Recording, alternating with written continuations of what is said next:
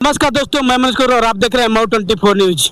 हमारी मौजूदगी सदर विधानसभा के रतनपुरा ब्लॉक में है और शहीद स्थल है क्षेत्र पंचायत रतनपुरा का है। और मैं बता दूं कि कल दिनांक 20 अगस्त को यह शहीद स्थल पर 51 फीट ऊंचा राष्ट्रीय ध्वज तिरंगा व 51 विकास कार्यों का लोकार्पण पंचायती राज मंत्री उत्तर प्रदेश व हल्दे भारतीय समाज पार्टी के राष्ट्रीय अध्यक्ष ओम प्रकाश राजभर जी द्वारा इसका लोकार्पण किया जाना है। तो हम बातें करेंगे हल्दे भारतीय समाज पार्टी के एमएलसी बिछेलाल राजभर जी से। सर, हमारे चैनल में आपका स्वागत है।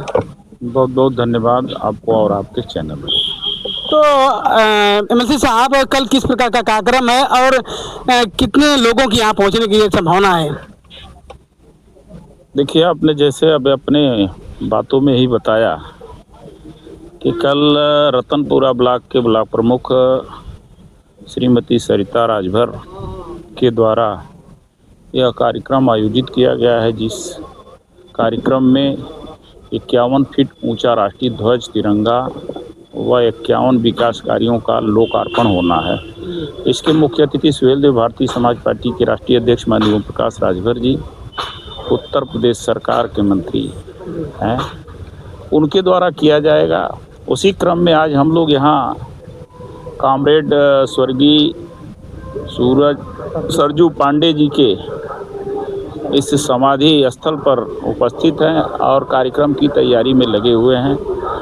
और क्षेत्र से तमाम हमारी माताएं, बहनें, नौजवान साथी, बुजुर्ग इस कार्यक्रम में शिरकत करेंगे और पधार कर कार्यक्रम को सफल बनाने का काम करेंगे। सर, देखा जाए तो 2027 का चुनाव भी सामने है, तो किस तरह से सुहेलदेव भारतीय समाज पार्टी कितनी सीटों पर यहाँ चुनाव लड़ेगी?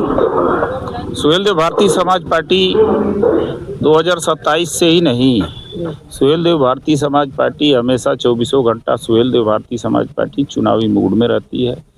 अपने कार्यकर्ताओं सहित हमारे नेता सभी लोग लग के और संगठन पर, अपने काम पर विश्वास करते हैं और आने वाले 2027 में एनडीए गठबंधन के साथ सुहेलदेव भारतीय समाज पार्टी चुनाव मजबूती से लड़ेगी और पूरे प्रदेश में इस बार पूर्ण बहुमत में एनडीए की सरकार बनेगी।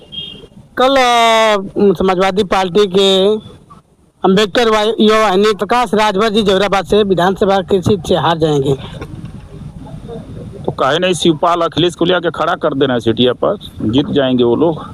यदि दम हो मिठाई लाल भारती के संगठन में और उनके समाजवादी पार्टी के नेताओं में दम हराने के लिए है, तो अखिलेश यादव और उनके चाचा शिवपाल यादव को ले देना। ओम प्रकाश राजभर जी ने तो कहा है कि यदि दम हो तो आके लड़ लो, पता चल जाएगा कितना ताकत है भारत आपके समाजवादी पार्टी में। समाजवादी पार्टी के लोग कहते हैं कि पिछड़ों की आवाज़ और पिछड़ों की लड़ाई, हक की लड़ाई समाजवादी पार्टी लड़ती है। पिछड़ों का हिस्सा लूटती है समाजवादी पार्टी, दलितों का हिस्सा लूटती है समाजवादी पार्टी। दलितों का आरक्षण, प्रमोशन में आरक्षण किसने समाप्त किया? समाजवादी पार्टी ने समाप्त किया। दलितों का शोषण किसने किया? समाजवादी पार्टी ने किया। पिछड़ों का शोषण किसने किया?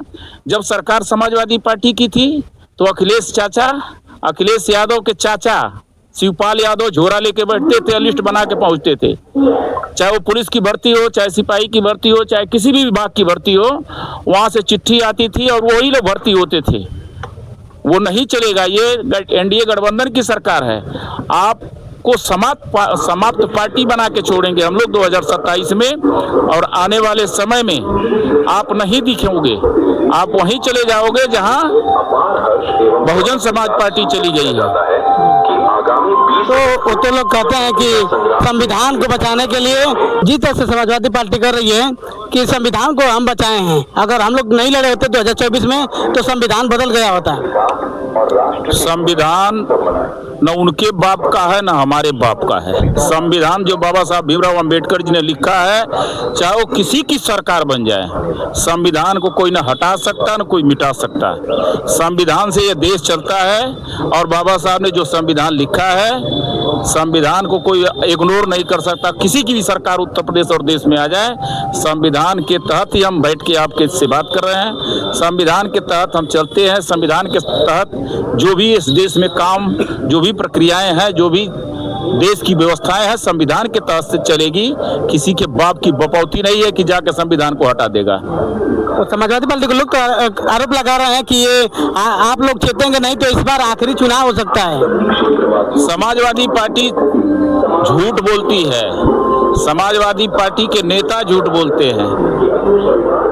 समाजवादी पार्टी यदि संविधान को मानती तो दलितों का प्रमोशन में आरक्षण क्यों समाप्त किया?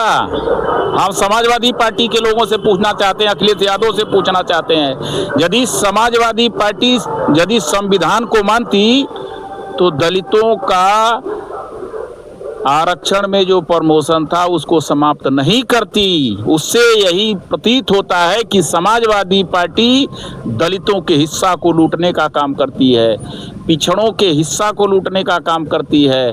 समाजवादी पार्टी आने वाले 2027 में समाप्तवादी पार्टी बनकर रह जाएगी और 27 में 27 सीट जीत जाए तो अधिक है। इस कार्यक्रम के बारे में लोगों को आह्वान क्या करेंगे? इस कार्यक्रम के बारे में पूरे इस विकास खंड रतनपुरा के जो 77 गांव हैं, हम सभी गांव के लोगों से आग्रह करूंगा, निवेदन करूंगा कि आपके इस ब्लॉक की प्रमुख मान्य श्री सरिता राजभर जी ने जो कार्यक्रम रखा है, जो 51 कार्यों का लोकार्पण उनके द्वारा और 51 फीट ऊंचा तिरंगा ध्वज का आरोहण करने का या फहराने का काम कल किया जाएगा माननीय नेता जी के द्वारा। उसमें अधिक से अधिक संख्या में पहुंचकर इस कार्यक्रम को सफल बनाने की अपील करूंगा। आप जान चुके होंगे कल जो लोकार्पण का कार्यक्रम है, माननीय एमएलसी साहब बता रहे थे और समाजवादी पर तमाम टिप्पणी के एमएलसी साहब जी ने बताया कि समाजवादी पार्टी अब समाप्तवादी पार्टी हो जाएगी 2027 में और 2027 में सिर्फ 27 सीटें ही जीत पाएगी। तो एमएलसी साहब की बातों से कितना सहमत है? अन्य खबरों के लिए मऊ 24 न्यूज और फेसबुक पर भी मऊ 24 न्यूज पर सारी खबरें पा सकते हैं। तब तक ले धन्यवाद।